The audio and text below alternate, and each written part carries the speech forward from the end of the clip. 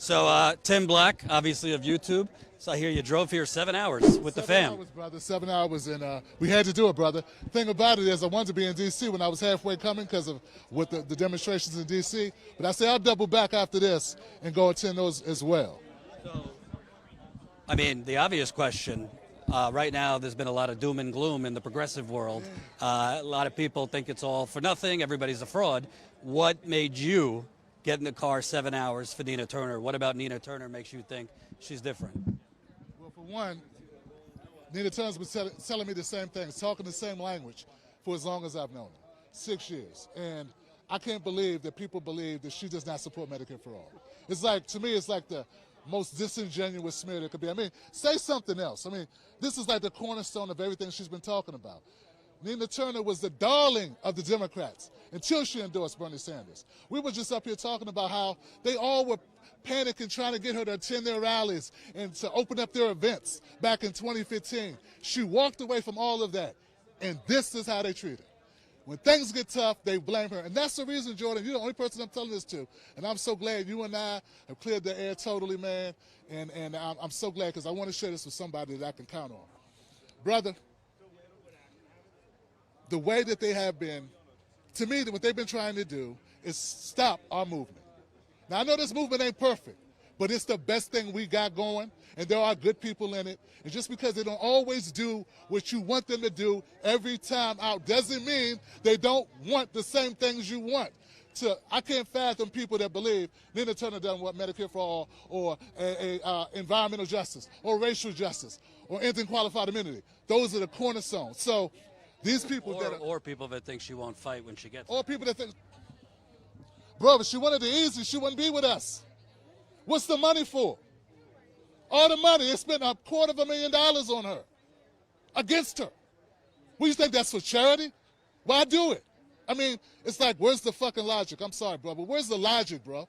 Like, if they're dumping all this dirty money into a competitor, and come on, man, just keep it real. And I can say this now because it's just me talking. Chantel is vacuous, empty suit. She makes an empty suit look like an empty suit.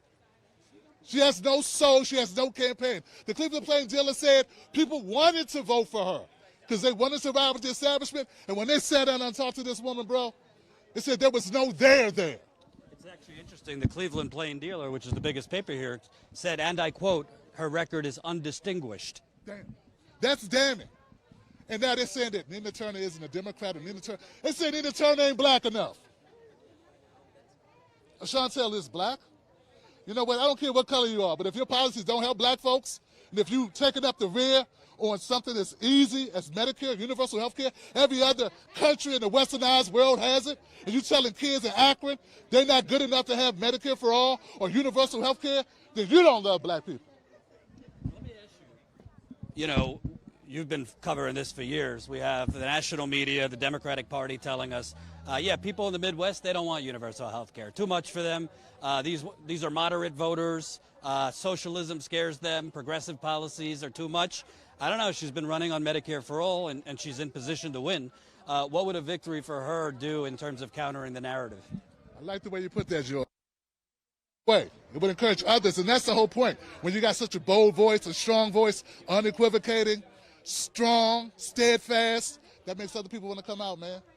That's the leadership. Leadership's not just talking, it's doing. And I think with her, with this moment, showing that you can beat this corporate money and stand on Medicare for all, it'll open up the floodgates.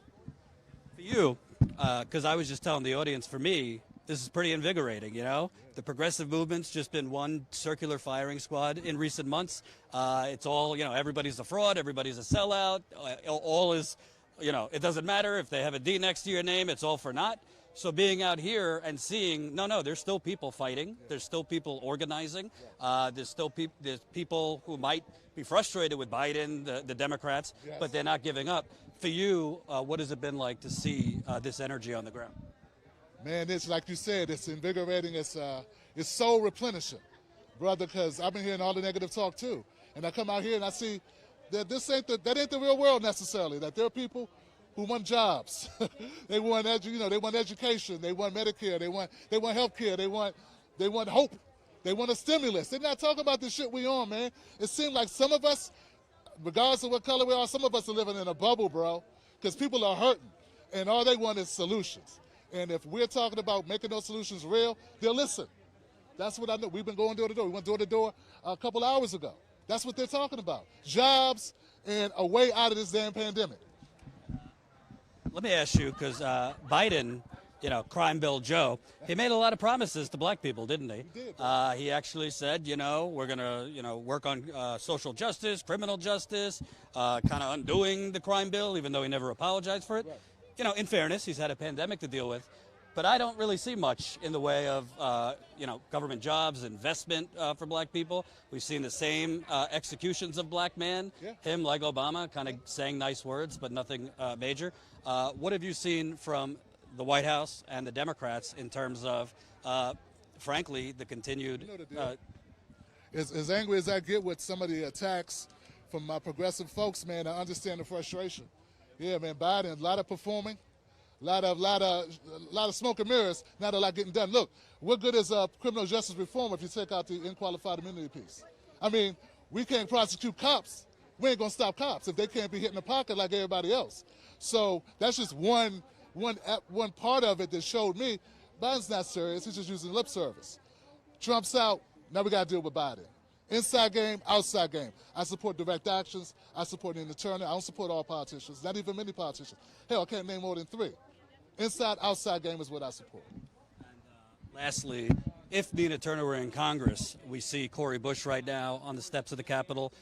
We see Jamal Bowman, Ilhan Omar, Ayanna Pressley has gone down there. A lot of people criticize them for not doing anything. Then when they do things, they criticize too. You can't win. But do you see Nina Turner, I'm not going to get into would she take over the squad, but what effect would she have in Congress in terms of actually helping the progressives, whether it be the squad and others, get that backbone that a lot of people think maybe they haven't had?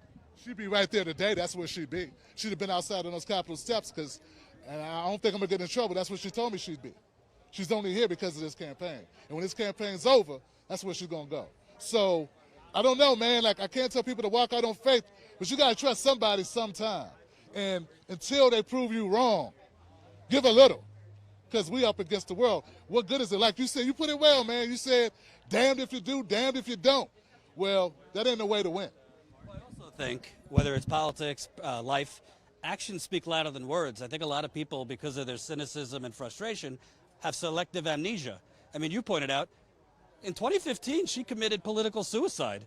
I mean, at that time, to switch from Hillary Clinton, the Clintons are the biggest political mafia since the Kennedys, by the way. So to switch from the Clintons to Bernie, who was not surging when Nina Turner switched. His campaign was like fly by the seat of the pants. That took courage. 2016 convention, the DNC convention, she raised hell when Hillary's campaign, the DNC, were mistreating Bernie delegates. Then you go to 2020.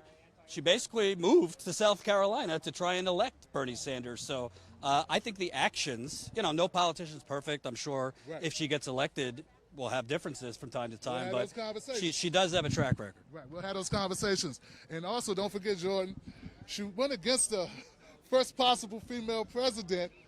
That couldn't have been popular, but it was for policy. It was just because she believed in the policy, bro. And those policies are Medicare for all, Green New Deal, end of mass incarceration, environmental justice, the same thing we've been talking about, bro. Tim Black Show on YouTube? Yeah, TimBlackTV.com, bro. Thank you for the opportunity. Good seeing you, man. Absolutely.